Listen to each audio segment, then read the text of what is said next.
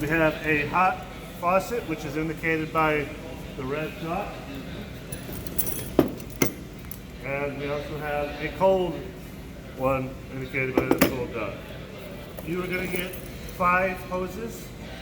All right. I would recommend for you guys that are in the colder regions, where's Blake at? If it's a sunny day, they come in a bag. All right. Put it up on your dashboard, because then by the time you get to them, they're going to be nice and loose and flexible. So you're going to get 5 of those. This is the bag that it comes in. All right. Do. I know.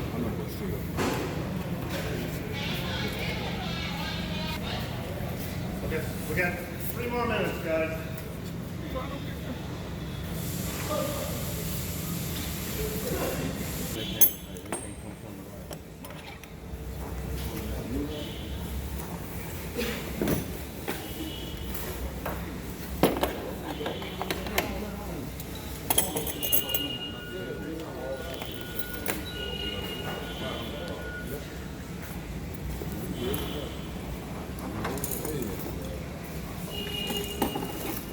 You done over there yet, man?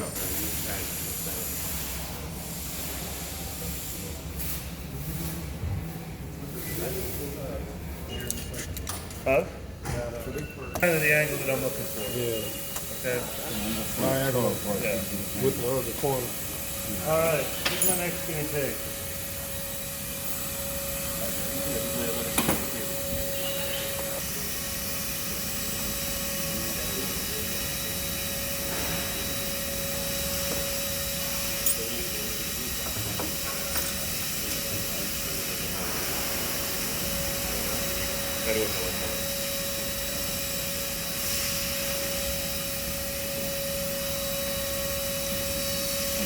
You see how I can turn that? Right, you turn it to turn it off. Screw Yeah. it. So when you're doing your test, you want to make sure that these 6 jets are working by turning that clear piece. Just So it'll turn it automatically off. swivel, and then you can turn it off so it just stays in one position. Right. But you want to put it in on position.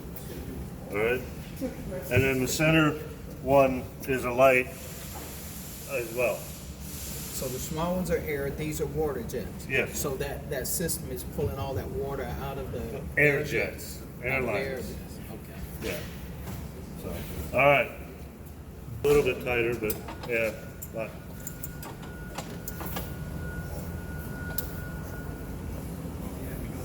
All right.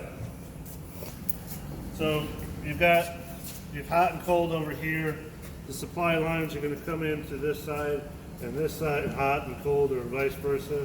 This is going to be for your handheld shower hose. All right, and then this will go to your tub spout. All right.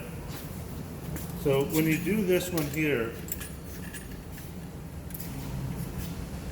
the washer and the slip washer goes down here, and hold on. See how it's far down? I've got this thing. I've got it down about just shy of 1/8 of an inch below the surface of the deck. All right. That's where you want this. For it to tighten. Yeah. And then the other thing I want to do is I always want to make sure that my hose is facing towards the back of the tub. And I'm calling this the back of the tub.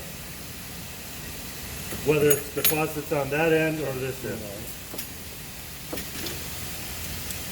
So that indicates also to that This goes onto here, just screws on just like that. And if you see where the brass is in correlation to the top of that escutcheon, that's where you want it to be. Just below. Not flush. I was gonna. Antonio was asking me about the cartridge. Every once in a while, when you get this here is loose. All right. If you unscrew this, Valve. This is where the valve stem is. Okay? So you take your socket and you put it in there and you can unscrew it. That way you don't have to replace the whole body. But the one thing you definitely want to do is make sure that this is snug. Okay, just a quick tight. Okay, you don't need to reef on it. Like the ring. So as you can tell, I've got this elbow pointed forward, so it goes towards the tub. Now what I'm about to show you is going to save you 6 months of misery. Okay, it's about just shy of 3 threads from visible. That's where you want it.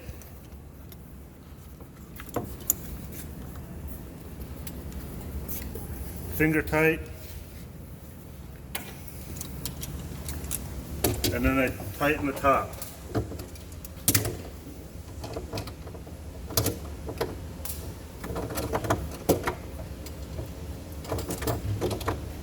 And don't be afraid to tighten the damn thing down, okay? Put that there. See where the brass is in correlation to the other one? That's at the same height. It took me bloody 6 months to figure that thing out because I'm sitting there with a tape measure trying to figure out the easiest way to do it. So about 3 threads. Yeah. Okay.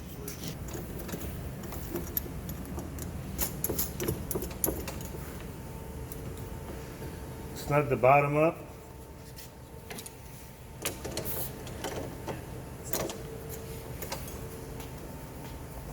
And tighten it down.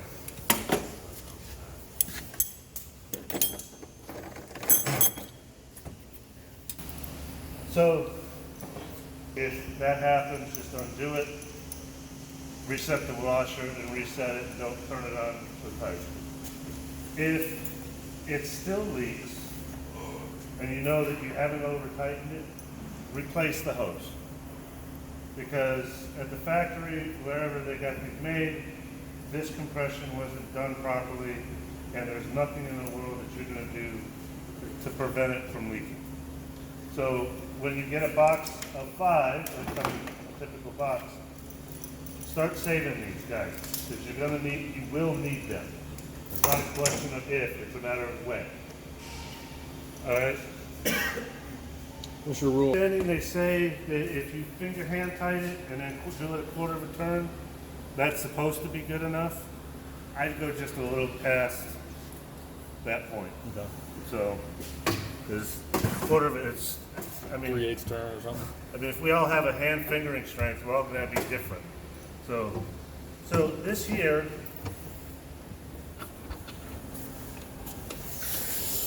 is going to go from the outlet of this faucet. All right.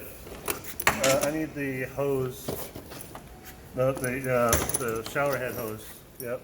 And my rubber washer.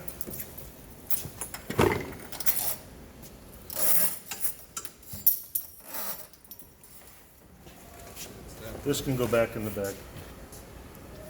So it wasn't in the bag in the first place. Where's the? Oh, thank you. There's it. So this is kind of this. When you put this thing in here, this washer is a lot smaller than this thing here. So a lot of times it doesn't stay in there. So you got to kind of play with it, and make sure that you do this. You know, and blow air into it, and then.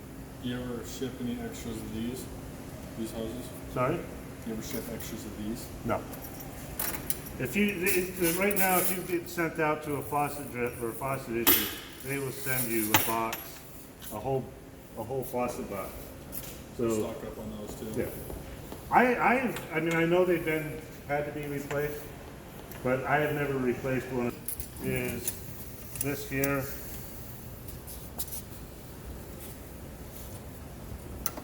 This goes.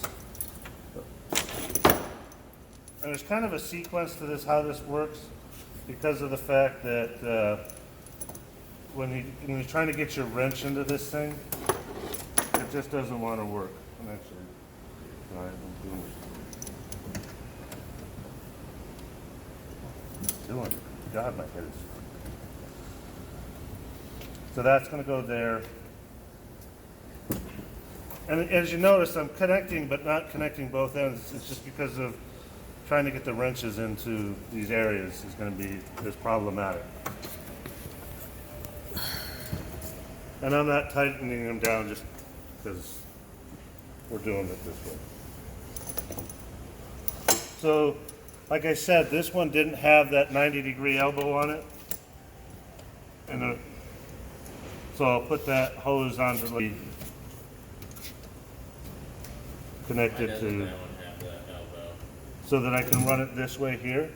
Because when you get the box, it was. I connect this like this. It's on the hose is on the outside of the pipe, the frame. We haven't put in our drain overflow yet, so there's going to be absolutely no room for me to do it like this. So it has to be on the outside of the frame.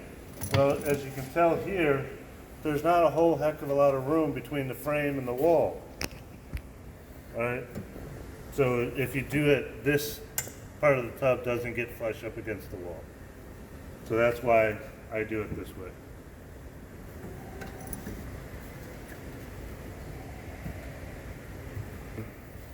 You'll see, you get a better visual of what I'm talking about. Okay. And then your inlets go to this here. And again, it's just 3/4 inch pipe. It's nice and tight. So take a picture of that, because that's the way it's got to be, the way that it should be done.